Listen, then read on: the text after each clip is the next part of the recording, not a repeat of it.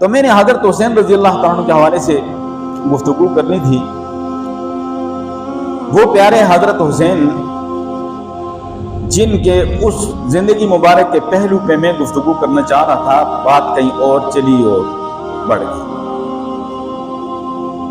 کہ ان کی مبارک زندگی کے 51 سال جو ہیں وہ امت سے مخفی رکھے گئے ہیں. میں ان پہ بات کرنا چاہ رہا تھا.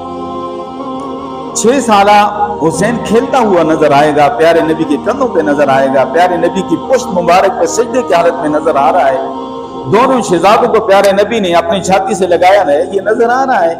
اس کے بعد پیارا حسین منظر سے غائب ہو گیا، پیارا حسن بھی منظر سے غائب ہو گیا. پھر 51 سال کے بعد 61 ہجری میں کربلا کے میدان میں حضرت حسین کو سامنے کر دیا گیا. درمیان کا جو زمانہ تھا وہ کہاں گیا؟ اس میں کچھ کہنا چاہ رہا تھا لیکن میں کہہ نہ سکا. انشاءاللہ کہوں.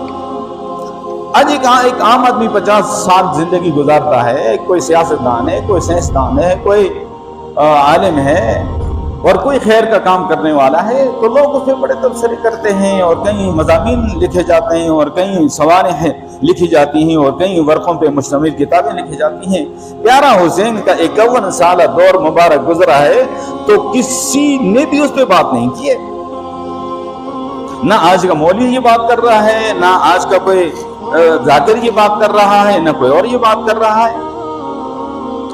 حضرت حسین کے سب سے بڑا ظلم یہ ہوا.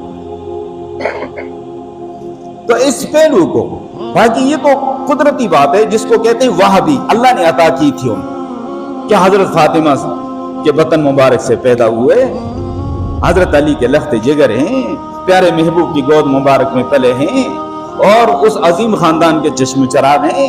یہ تو قدرتی طور پہ اللہ نے ان کو وہابی طور پہ عطا کر. ان کی اپنے کمالات کیا تھے، ان کے اپنی زندگی کے کارنامے کیا تھے، ان کا کردار کیا تھا، ان کی گفتار کیا تھی، ان کے مخلوق کے ساتھ رویہ کیا تھا، ان کے اخلاق کیا تھا اور خدمت خلق کا جو جذبہ تھا وہ کیا تھا، یہ ان کے ذات کے ساتھ اس کا تعلق ہے. باقی وہ نسبتیں قدرتی طور پہ اللہ نے ان کو عطا کر دی.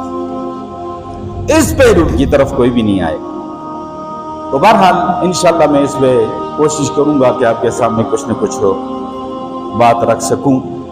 تو اللہ تبارک و تعالی ہمیں یہ محرم کی نسبتیں، یہ برکتیں نصیب فرما دے اور اس ماہ مبارک کے اندر فرمایا کہ جو ایک روزہ رکھتا ہے سال کے روزوں کے برابر ہے. باقی 10 محرم کا روزہ تو میں بتا چکا ہوں آپ کو کہ ایک سال گزشتہ کے گناہوں کا کفارہ ایک روزہ بنتا ہے. اور اس مہینے میں زیادہ سے زیادہ عبادات اور اعمال